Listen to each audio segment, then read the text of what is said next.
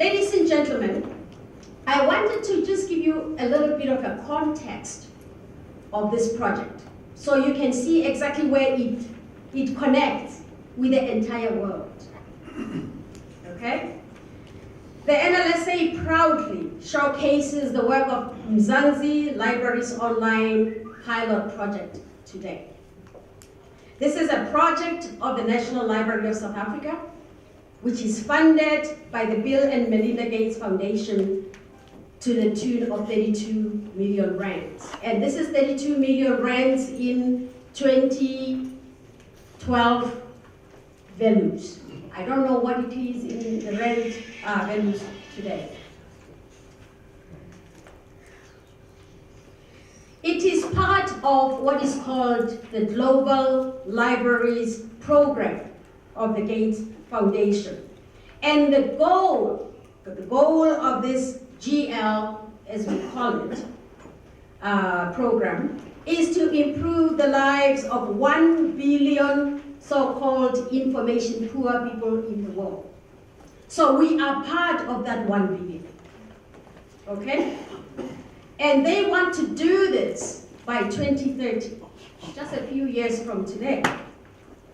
While they are also positioning the world's 320,000 public libraries as critical community assets and providers of information through relevant technologies. Since 2002, the Global Libraries Program brought internet connectivity to public libraries throughout the world, including South Africa, which is one of the last countries to come on board as the GL program is winding down in the next couple of years. On the SADC, as members of SADC, there are only 2 countries that are participating in this GL program. Botswana has done this already many years before we as South Africans came on board. I haven't seen any other SADC country that has participated. In order to understand and appreciate the challenges this program is intending to address, one needs to take cognizance of the fact that we live in a global digital community. In this age, economic, educational, health, and social opportunities increasingly depend on access to information through the internet. Lack of access, therefore, means lack of opportunities. And it means that the majority of our people, if they do not have access to this means, their opportunities are almost non-existent. And therefore, we are not going to be able to even begin to tackle the issues of poverty in our country. Through the internet, people search for employment. They find markets for their crops and their products. They access government information programs. They learn new skills through online courses. They research important health issues and engage in social interactions with distant family members and friends. With their existing infrastructure, dedicated and professional staff, and mission to connect people to information, public libraries, or community libraries, as we may call it in South Africa, are uniquely situated to offering public internet access and training to people who would otherwise be left behind in the digital world. The Mzansi Libraries Online is a tool that is used in South Africa to provide free internet access through public libraries and to support training of very strong library leaders and equipping them with skills to create what I call high-impact libraries. What I mean by high-impact libraries, these are libraries that do not wait for anybody to come through their doors. These are libraries that use information to figure out exactly what the communities are looking for and to create relevant programs to address those kinds of information needs. These librarians that you will see today, we have 48 of them who have gone through this training. You will see them today from 27 pilot libraries. They have just completed their training in providing innovative library services in their communities. They have learned ways to foster a culture of innovation and risk-taking, collaborative ways in which to work with other LIS structures, and individuals to address information needs in their libraries. They have learned ways to create and test new service models and engage community members and other stakeholders in the design and delivery of quality library and information services. This project, as you may know, it's not just here in isolation. There's been a lot of groundbreaking work that has been done by the National Library of South Africa, the National Council on Libraries and Information Services, and the Department of Arts and Culture in particular, through what we call the conditional grant. The conditional grant has funded projects that ensure that every one of the 9 provinces in South Africa has internet connectivity. And the National Library has led that project, and we still continue to lead that project. And that is one of the reasons why we were able to attract this project to South Africa. Because the Gates Foundation, one of the things that they looked at was whether it will actually add value in people's lives or not. And is it doable? Is it sustainable? And because our government is so committed in terms of providing a whole public library system, I'm sure you know that in each one of the 9 provinces, we have a lot of brand new libraries, and libraries that have been revamped.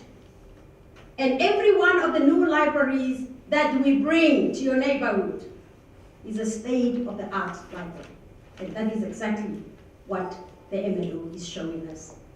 That's exactly what the MLO is doing.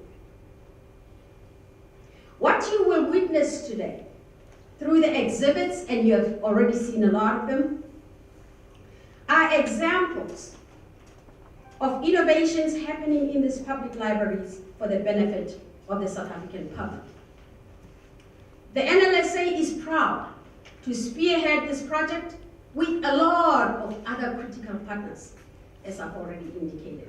And we're looking forward to rolling out this expertise from 27 libraries that are participating here today to 667 libraries in the next few years. You know, I imagine this space here. This is a space of just 27 libraries. In the next 2 to 3 years, we'll have a similar space for 667 libraries. Wow.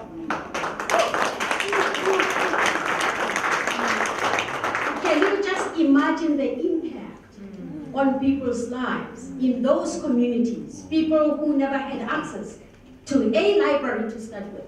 Because we shouldn't forget where we come from as South Africans in terms of access to libraries to start with, let alone information.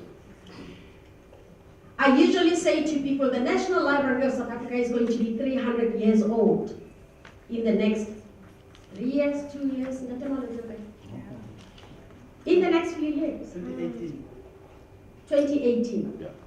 But how many of you really know about the National Library of South Africa as South Africans? I'm not talking to foreigners, people who come from Zimbabwe or come from Botswana.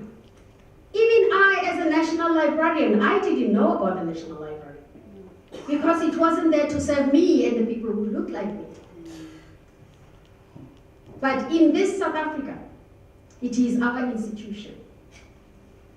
And it has to be relevant to the needs of the South African people.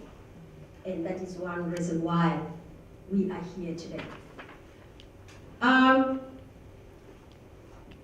I am not making an announcement, but I'm just gonna privately inform you. How's that?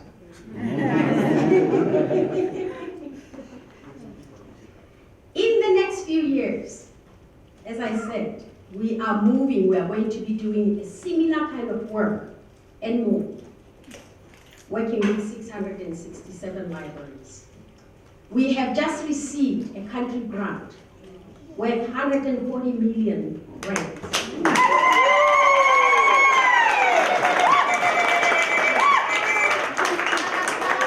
Which has been awarded because of the great work that we have done in the pilot. We now go into a country grant.